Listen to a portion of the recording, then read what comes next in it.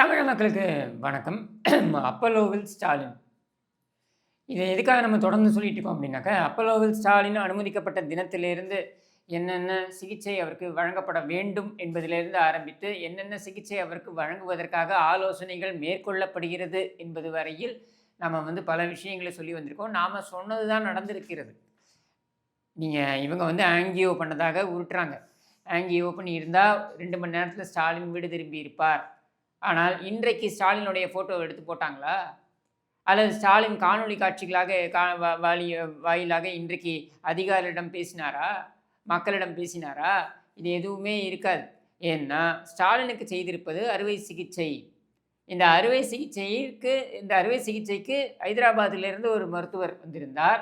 அப்புறம் இங்க இருக்கக்கூடிய இதய மருத்துவர் ஸ்பெஷலிஸ்ட் டாக்டர் செங்குட்டுவேல், அதுக்கப்புறம் விக்ரம் சென் போன்ற இந்த மூத்த மருத்துவர்கள் இவங்க எல்லாரும் சேர்ந்து ஆலோசனைகளின் அடிப்படையில் அந்த அறுவை சிகிச்சை நடந்தேறியது. அந்த அறுவை சிகிச்சையில் ஸ்டாலினுக்கு அந்த பேஸ்மேக்கர் கருவி பொருத்தப்பட்டிருக்கிறது அப்படின்றத தான் நம்ம சொன்னோம். அப்படின்ற தகவலின் அடிப்படையில் நம்ம அதை இங்கே வெளிப்படுத்தினோம். அது மட்டும் இல்லாமல் ஆங்கியோ என்று மட்டும் சொல்லி இவர்கள் கலந்து கொள்வார்கள் அப்படின்றதையும் நம்ம சொன்னோம். அதே மாதிரி அந்த மருத்துவ அறிக்கையை நீங்கள் கூர்ந்து கவனிச்சிங்கனாக்க அவருக்கு அறுவை சிகிச்சை மேற்கொள்ளப்பட்டிருக்கிறது அப்படின்றத ஊர்ஜிதப்படுத்துகிறாங்க. அடுத்தது என்ன பண்ணுறாங்கன்னா, ஆங்கியோவும் செய்யப்பட்டிருக்கிறது அப்படின்றதையும் உருட்டியிருக்காங்க. இப்போ இந்த அறுவை சிகிச்சை என்பது என்ன மாதிரியான அறுவை சிகிச்சை, எதற்காக அறுவை சிகிச்சை மேற்கொள்ளப்பட்டது அப்படின்னா, அந்த இதய துடிப்பு சீராக இருக்க வேண்டும் என்பதற்காக இந்த அறுவை சிகிச்சை மேற்கொள்ளப்பட்டது அப்படின்றத அவங்க சொல்கிறாங்க. அப்போனா அந்த பேஸ்மேக்கர் கருவி அல்லது ஐசிடி, இப்போ பொருத்தப்பட்டது ஐசிடியா பேஸ்மேக்கரா அப்படின்றது தான் கேள்வி. இது மட்டுமல்ல, இன்னொரு விஷயமும் நடந்திருக்கு. என்னென்னா, அவருக்கு கிட்டத்தட்ட 2 மணி நேரம் அறுவை சிகிச்சை நடந்திருக்கிறது. சனிக்கிழமை நிறந்த அமாவாசை தினம் அன்றைக்கு அந்த அறுவை சிகிச்சை நடந்திருக்கிறது. அந்த அறுவை சிகிச்சை நடந்து அவருக்கு பார்த்தீங்கன்னாக்க ஐசியூலேருந்து கொண்டு வருவாங்க. அதாவது ஆப்ரேஷன் சென்டர்லேருந்து ஐசியூ கொண்டு வருவாங்க. ஆப்ரேஷன் தியேட்டரில் தான் பண்ணியிருப்பாங்க அந்த அறுவை சிகிச்சையை. அங்கிருந்து அவரை ஐசியூவுக்கு கொண்டு வருவாங்க. ஐசியூவில் ஒரு நாள் வைத்துவிட்டு அது 2 நாட்கள் வைத்துவிட்டு அதற்கப்புறம் அவரை நார்மல் வார்டுக்கு மாற்றுவாங்க. இது எல்லா பேஷண்ட்டுகளுக்கும் செய்யக்கூடியது தான். அதைத்தான் முதலமைச்சர் ஸ்டாலினுக்கும் செய்திருக்க வேண்டும். அதில்படி பார்த்தீங்கன்னாக்க இந்த ஆப்ரேஷன் முடிஞ்ச உடனே அந்த சர்ஜரியிலேருந்து அவரை கூட்டு ஐசியூவில் கொண்டு வராங்க. இப்போ ஐசியூ கொண்டு வரும் பொழுது அந்த ஆப்ரேஷன் வார்டிலிருந்து ஐசியூ வரைக்கும் அந்த பாதை முழுக்க இருக்கக்கூடிய சிசிடிவிக்கள் துண்டிக்கப்பட்டன அப்படின்னு தகவல்கள் வருகிறது. அது மட்டுமல்லாமல் அங்கே இருக்கக்கூடிய காவலர்களும் அப்புறப்படுத்தப்பட்டார்கள். அங்கே இருக்கக்கூடிய மருத்துவ ஊழியர்கள், அதாவது தேவையான மருத்துவர்கள் தவிர்த்து மற்ற மருத்துவ ஊழியர்கள், செவிலியர்கள் இவர்கள் எல்லோரும் அங்கிருந்து அப்புறப்படுத்தப்பட்டார்கள் அப்படின்ற தகவலும் வருது. அந்த ஐசியூக்கு அப்புறம் 4வது மாடியில் வச்சுருக்காங்க அப்படின்னு கேள்வி. அந்த 4வது மாடியில் தான் பார்த்திங்கன்னா யாருக்குமே அனுமதி இல்லாமல் யாரையுமே போய் சந்திக்க விடாமல் பண்ணிக்கிட்டு இருக்காங்க. இதில் பார்த்திங்கன்னா முழு நேரம் காவலாளியாக டாக்டர் எழிலன் உட்கார்ந்துருக்காப்புல. அங்கே ஸ்பெக்ட்ரம் ராஜா இன்றைக்கு போயிருக்காரு பார்க்குறதுக்காக. 4வது மாடி வரைக்கும் போயிட்டார். ஆக்சுவலி அனுமதி கொடுக்க மாட்டேன்னு சொல்லியும் அதை மீறி அங்கே போயிட்டார். அங்கே போன பொழுது சிஎம் செக்யூரிட்டி விடலைன்னு உடனே அங்கே மிகப்பெரிய வாக்குவாதம் நடைபெற்றதாகவும் தகவல் அங்கே இருக்கக்கூடிய பட்சிகள் நமக்கு சொல்கின்றன வச்சுப்போம். சரி, அங்கேருந்து திட்டிட்டு கிளம்பிட்டார். கிளம்பும்பொழுது பார்த்திங்கன்னா அதுக்கு அதே இதில் கொஞ்சம் 4-5 ரூம் தள்ளி நம்ம திண்டுக்கல் ஸ்ரீனிவாசன், அதிமுகவுடைய முன்னாள் அமைச்சர் திண்டுக்கல் ஸ்ரீனிவாசன் அவர் அங்கே அட்மிட் ஆகியிருக்கிறார். அப்போ அவர் உடனே இவர் பார்த்தோன்னே வாங்க தம்பி அப்படின்னு கூப்பிட்டு பேசியிருக்காரு. அவரிடம் கிட்டத்தட்ட 15 நிமிடம் உரையாடி விட்டு ஸ்பெக்ட்ரம் ராஜா அங்கிருந்து கிளம்பி சென்றிருக்கிறார் அப்படின்ற தகவலும் நமக்கு வருது. சரியா? அப்போது ஏன் முதலமைச்சரை யாரையுமே சந்திக்க விடமாட்டேன் என்று சொல்கிறீர்கள்? நம்ம ஸ்பெக்ட்ரம் ராஜா எவ்வளோ பெரிய கழக தூண், அவர் சந்திக்கக்கூடாதா? இப்படி யாருமே ஸ்டாலினை சந்திக்கக்கூடாது என்று வைத்திருக்கின்ற காரணம் என்ன அப்படின்றது பொதுவாக நமக்குள்ளே எழ வேண்டிய கேள்வி. ஆனால் நான் திரும்பி சொன்னது போல் அவங்களோட ப்ரைவசின்னு வச்சுப்போமே. ஒரு நாள் முன்னாடி நீங்கள் காணொலி காட்சியெலாம் போடுறீங்க. அதாவது எங்கள் தலைவரை பாருங்கள், எங்கள் தலைவர் கைலியுடன் அமர்ந்திருக்கிறார் பாருங்கள், அந்த ஹாஸ்பிட்டலில் இருக்கக்கூடிய அந்த ஃபோட்டோவையே எடுத்து நாங்கள் போட்டிருக்கிறோம் பாருங்கள், அந்த வீடியோவே எடுத்து நாங்கள் போட்டிருக்கிறோம் பாருங்கள் என்றெல்லாம் இவர்கள் உருட்டினார்கள். உங்கள் தலைவர் ஒரு ஆண், அவர் கைலியுடனும் முண்டாபவனியுடனும் இருந்து கொண்டு அந்த வீடியோவையும் ஃபோட்டோவையும் எடுத்து போடலாம். அது மாதிரி மற்றவர்கள் ஒரு பெண் அப்படி காண்பிக்க முடியுமான்னா காண்பிக்க முடியாது. இது யதார்த்தம். சரியா?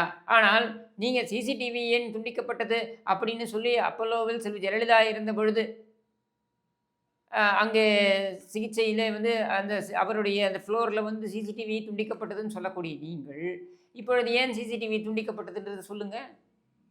இல்லை இப்போ ஏன் ஸ்டாலினை வந்து இன்றைக்கு ஏன் நீங்கள் வந்து இதில் காமிக்கல, ஃபோட்டோ ஏன் காமிக்கல, நேற்று ஏன் நீங்கள் காமிக்கல?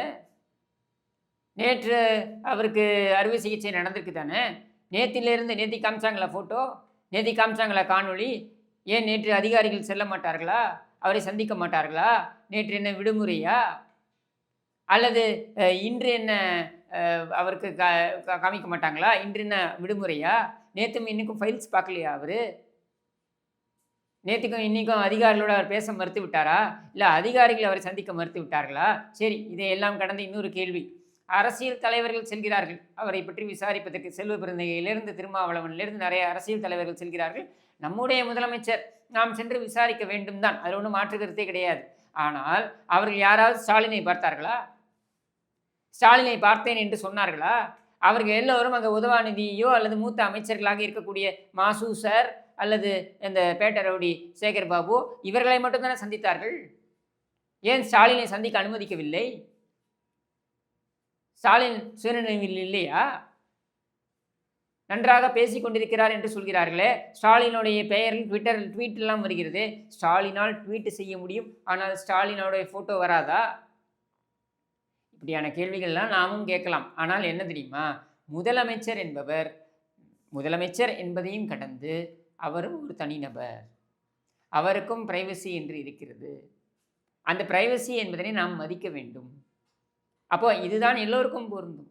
நீ மற்றவர்களை நோக்கி என்னென்ன கேள்விகளை கேட்டாயோ அதே கேள்விகள் உன்னை நோக்கி வரும். அது வரக்கூடாது என்பதற்காக நீ நிறைய சித்து வேலைகள்லாம் செய்வாய். அது உன் குடும்பத்திற்கே இருக்கக்கூடிய டிஎன்ஏ. இப்போ கருணாநிதியை தூக்கிட்டு போகும்போது கைது செஞ்சுட்டு விசாரணை கூப்பிட்டா வர வேண்டியது தானே. விசாரணைக்கு ஆஜராகலை கருணாநிதி, இவ்வளவுதான் விஷயம். நீங்களும் நானும் ஆஜராகலைன்னா நம்மளை வந்து குண்டுக்கட்டை தூக்கிட்டு போவாங்க. நம்மளை குண்டுக்கட்டை தூக்கிட்டு போனால் நம்ம ஐயோ கொள்றாங்களே நம்ம கத்த மாட்டோம், சீன் போட மாட்டோம்.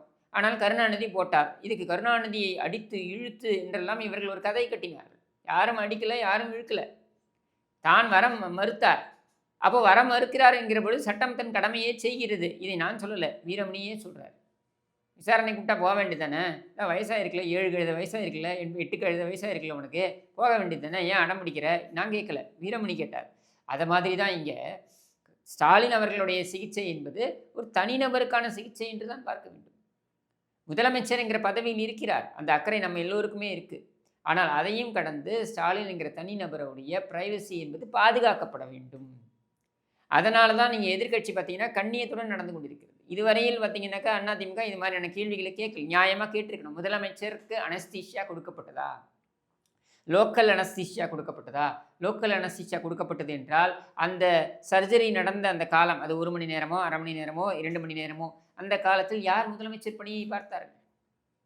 ஒரு முதலமைச்சர் சுயநினைவில் இல்லை என்றால் அந்த பணி இன்னொருவருக்கு கொடுக்கப்பட வேண்டும். உதாரணத்திற்கு மன்மோகன் சிங் பைபாஸ் சர்ஜரி அண்டர்கோ பண்ணார்.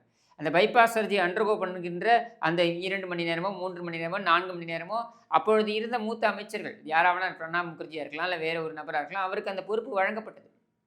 செல்வி ஜெயலலிதா அவர்களே பார்த்தீங்கன்னா ஒரு கட்டத்துக்கு மேலே தன்னுடைய இலாக்காவை பன்னீர்செல்வத்துக்கு கொடுத்தார். அந்த மாதிரி இந்த 2 மணி நேரத்திற்கு யார் முதலமைச்சராக தமிழகத்தில் இருந்தார்கள்? அப்போ தலைமையே இல்லாத ஒரு மாநிலமாக 2 மணி நேரம் தமிழகம் இருந்ததா? இந்த கேள்வியெல்லாம் நம்ம கேட்கணும். இந்த கேள்வியை எந்த அளவுக்கு கேட்கலாம் அப்படின்னா, அவருடைய தனிநபர் அவருடைய பிரைவசி பாதிக்காத வகையில் நம்ம கேட்கலாம்.